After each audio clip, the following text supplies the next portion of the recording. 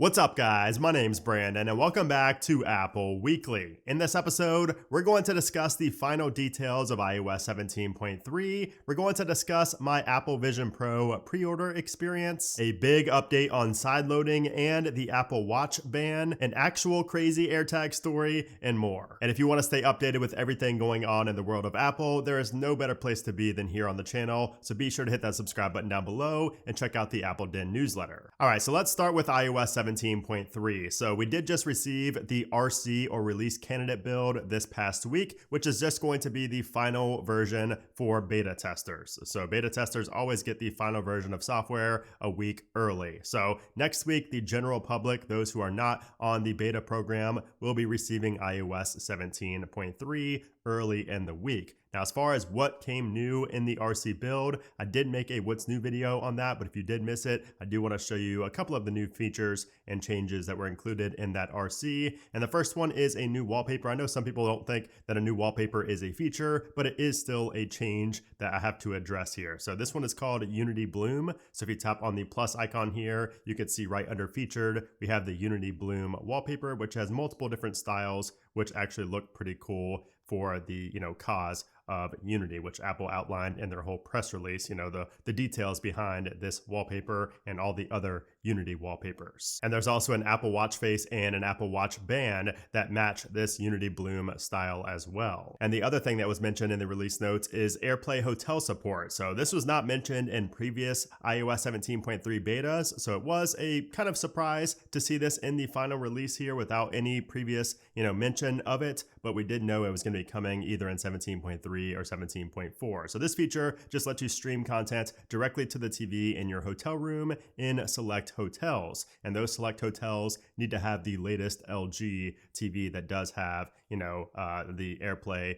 included in it, where you have the QR code that you scan with your phone, and it basically develops a connection between your phone and that TV, and you're able to AirPlay it securely. But aside from that, everything else that's included with 17.3 RC, we already had prior, knowledge of, especially the stolen device protection feature, which is undoubtedly going to be the headlining feature of iOS 17.3. Now, one thing I did want to point out here, and I've had a few questions about this, is that if you go into your settings and you go into this feature, it's under Face ID and passcode, by the way. If you go down to stolen device protection and you go to turn this off, if you're not in a recognized location, like your device determines, if you're in a familiar location or not. So that is the big question here. So a lot of people have messaged me saying, how does your phone know if you're in a familiar location? And honestly, Apple has not said exactly how they determine that. So it could be based on a couple of things. So it could be based on, if we go back to our settings and go to privacy and security, location services, and then go down to the bottom to system services. And then down here at the bottom, we have significant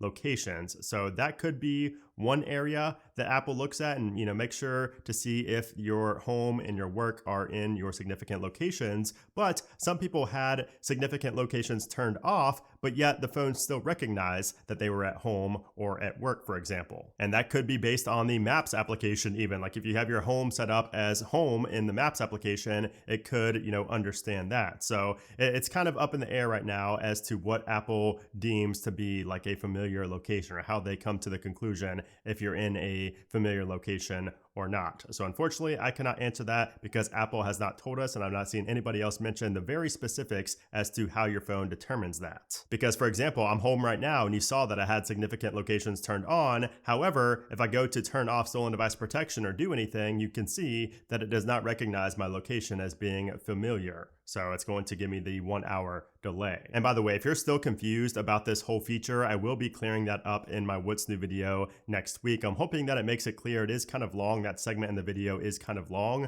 but I'm hoping that I can help you guys understand the stolen device protection feature because it is quite complex and there are quite a few variables as well. But just know that if you have this turned on and if you're at home or work, pretty much nothing changes about your device at all. So that's why I think that everybody should just turn this on right away and just don't even think about disabling it. Just don't think about it. Just turn it on and leave that section of the settings. And I did also notice something new today. If you go to a song and you go to add that to a playlist, so let's say we want to add this song, this classic, to a playlist. If we go to add to playlist, you can see that if you have a collaborative playlist set up, you have these two people glyph icon to the right of that playlist. So I don't recall if that was in a previous beta or not, but I just noticed it here in the RC build. So when you go to add it, you know which one is a collaborative playlist. Oh, and one thing I wanted to mention very quickly about the collaborative playlists is that if you tap on the two people icon up top and then you go to share invite link, I think the preferred way of sharing a link to join your playlist as a collaborator is through AirDrop, especially if you are nearby with that person. Don't send them a link, don't make them scan the QR code, just AirDrop it and it will pop up right away on their device. I tested this myself and that is what I find to be the quickest way. But of course, if you're not near that person, it's always fine to just go back here and share the link with them. Or what I think you should do is just tap on QR code and then screenshot that QR code and send it to them so they can scan it. And you can see I have the QR code right here, and all you have to do is tap and hold on it and then press open in music. And I'm going to generate a new link right now because I'm sure some of you guys are going to try to get into my playlist. So it's a good thing we have that generate new link right there so that people cannot join on old links that you sent out. Now, as far as the performance goes, I've not had any type of issue with iOS 17.3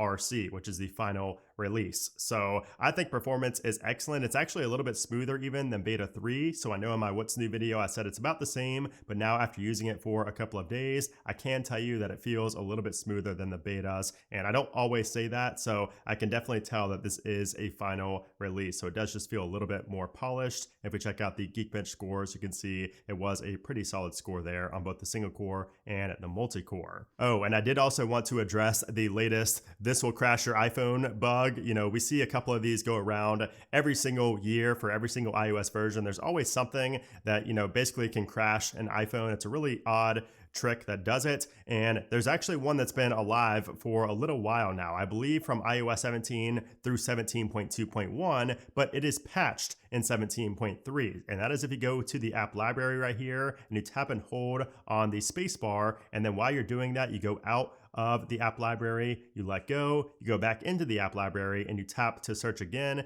And if you do that on 17.2.1 or earlier, it will basically crash your device, which when it says crash, it just locks up and you have to force restart it. So that has been addressed here with 17.3. Apple has fixed that, and I've not really seen anybody else mention that. And then when it comes to the battery life on iOS 17.3, which by the way, the reason I'm at 39% right now is because I did accidentally leave my phone on all night overnight. So if I go into my battery right here, you can see that my phone has been on ever since, you know, I stopped using it at 3 a.m. So it's now past 9 p.m. So it's been on the full time. Like you can see the blue lines there. It's been on screen active for 18 hours over the last 24 hours. And you can see the battery has stayed pretty steady. I mean, my brightness is about 50% as well, and I did have Wi-Fi turned on, so I think that's pretty solid to really not lose a ton of battery life given, you know, how long the device was on. So yeah, battery life has been great for me on 17.3. It's really hard to say how much better it is than 17.2 or 17.2.1. You can see my last 24 hours here on my main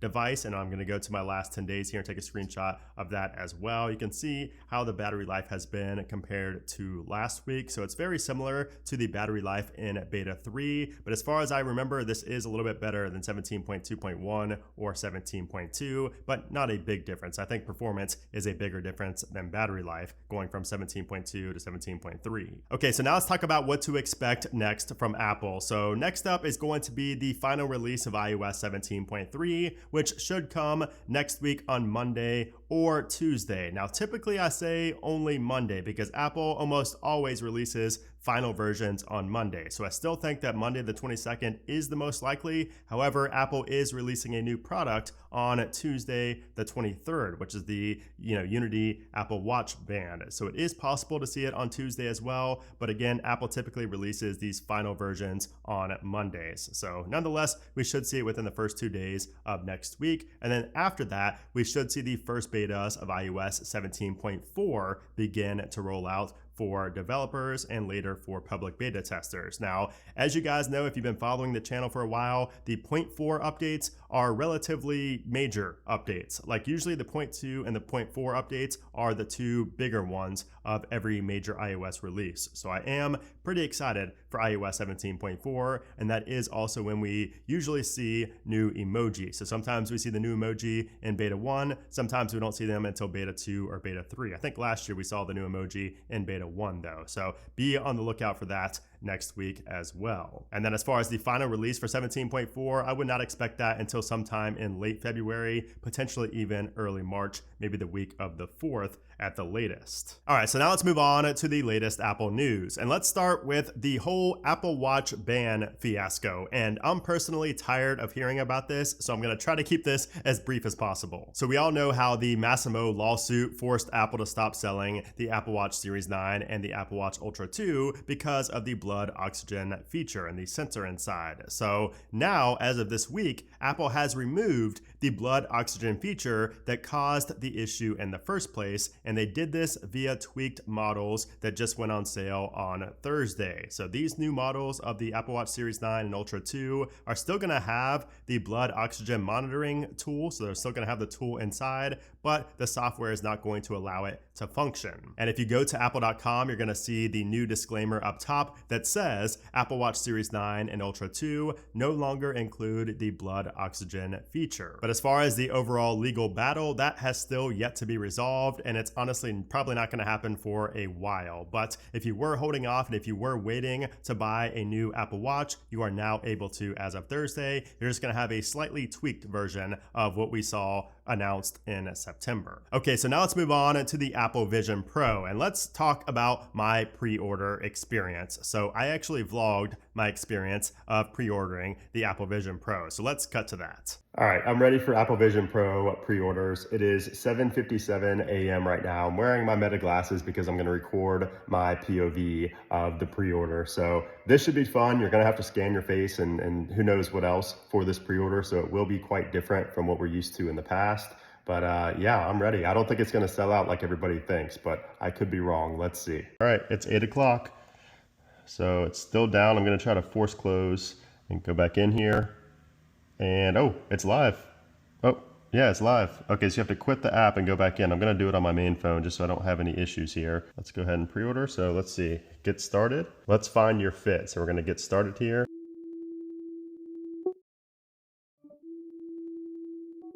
I don't wear glasses. I don't wear contacts. No surgery. I'm all set, okay. So storage options, oh, it goes up to 1 terabyte.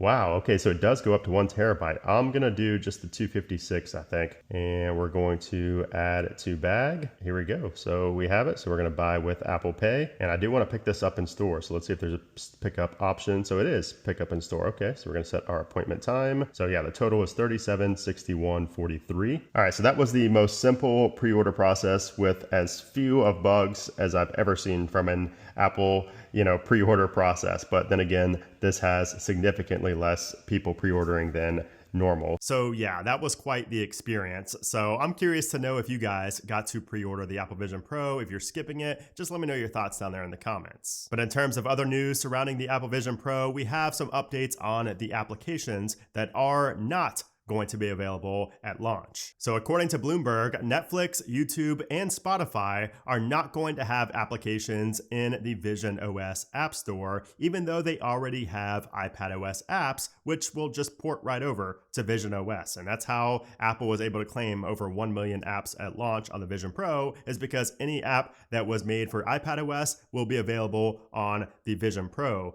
App Store. But these applications went out of their way to disable the applications from working on the Apple Vision Pro, which is quite strange. And I've seen some people say that it has something to do with Apple's 30% tax or 30% cut that they take on, in-app purchases, but that is not the case. That's not how it works with these subscriptions for these, websites. So I highly doubt that is the reason. It's probably more so based on just the amount of users that are going to be using it. They probably don't want the user experience to be bad. And I also think that this does not mean that these applications are never going to be on the Apple Vision Pro. They're just not going to be there at launch, and probably not for a while, honestly. Now, if you're looking to get an Apple Vision Pro, but you maybe can't afford the full $3,500 price tag, maybe you should go work at Apple, because they are getting a 25% discount on the Apple Vision Pro. According to Bloomberg, employees will be eligible for a 25% discount on the Vision Pro. It would take the cost down to about $2,600. Now, also, employees will get a $500 credit to spend on a Mac every 3 years. So they have this credit built up that they can use towards the headset as well. And also, the cherry on top here, the trifecta, is that Apple will reimburse the cost of prescription lenses for the headset. So in theory, Apple employees can get the $3,500 headset for $2,125. That is almost 50% off the retail price.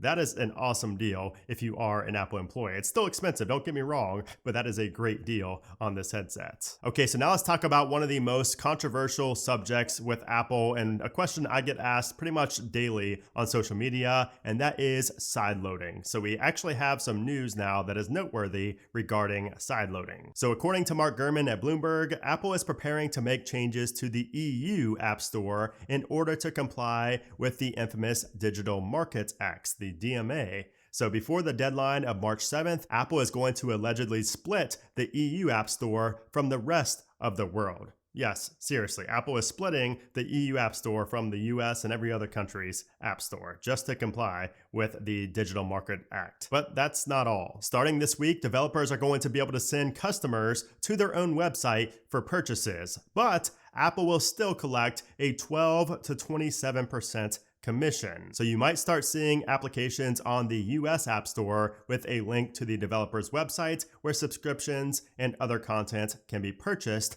outside of the whole App Store ecosystem. And if developers want to add this to their app, it's not going to be native. They have to apply for a StoreKit external purchase link entitlement. So this is the new screen that you're going to see when you leave the App Store to make a purchase on an external website. And as you can see here, Epic Games CEO Tim Sweeney is not a fan of this at all. And by the way, all of this is being done, to Apple because of the whole Epic Games versus Apple lawsuit, the whole big thing that we saw years back. So CEO Tim Sweeney of Epic Games did react to this over on X, and he said this: Apple has introduced an anti-competitive new 27% tax on web purchases. Apple has never done this before, and it kills price competition. Developers can't offer digital items more cheaply on the web after paying a third-party payment processor 3 to 6% and paying this new 27% Apple tax. Number 2, Apple dictates all aspects of these links and doesn't allow them in the app's ordinary payment flow.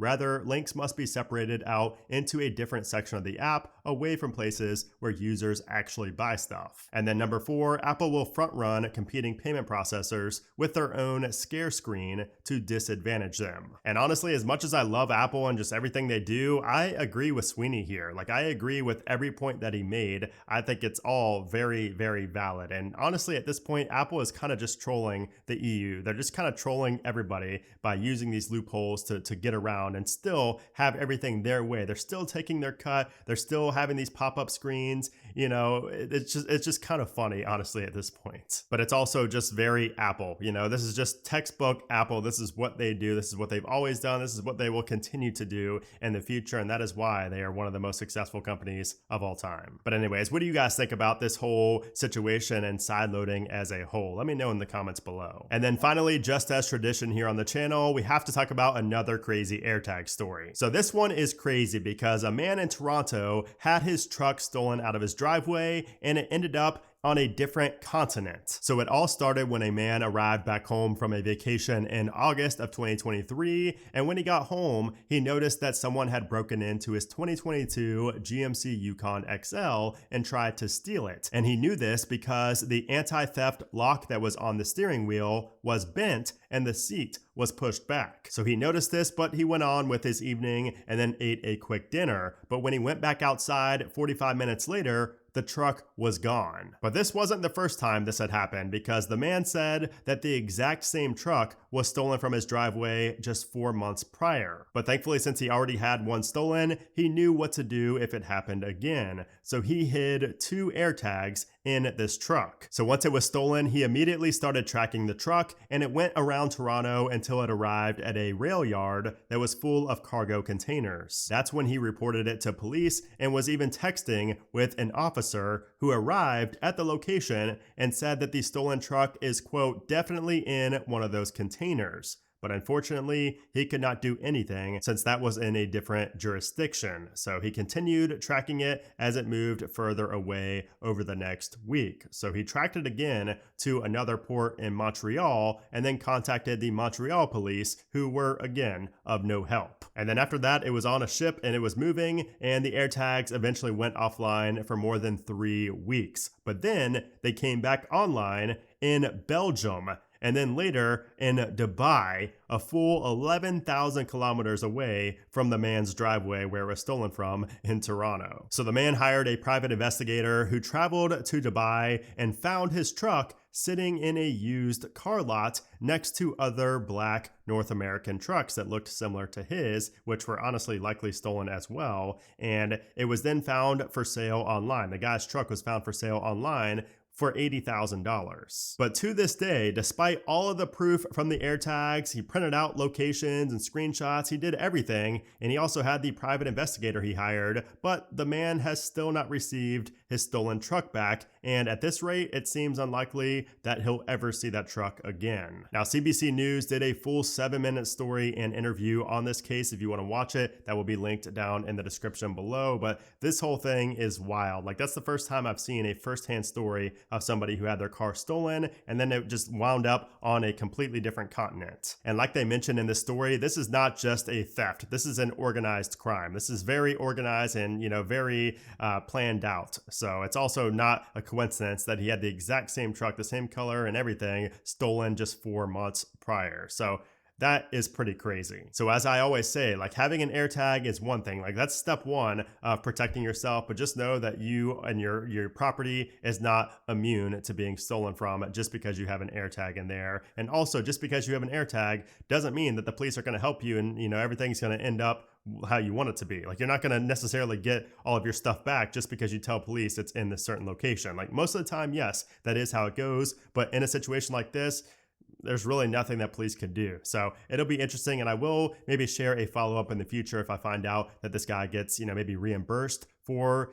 something that was stolen. I'm not sure, but who would reimburse him? You know what I mean? Like, it's not really anybody else's fault. So it'll be interesting to follow up on, and I will let you guys know if I find out anything in the future. But anyways, guys, that is everything for this week. I hope you enjoyed it. If you did, I would appreciate it if you give it a thumbs up. Also, make sure to subscribe so you don't miss my iOS 17.3 video next week, and hopefully the 17.4 first beta next week as well. But anyways, guys, thanks again for watching, and I'll see you soon.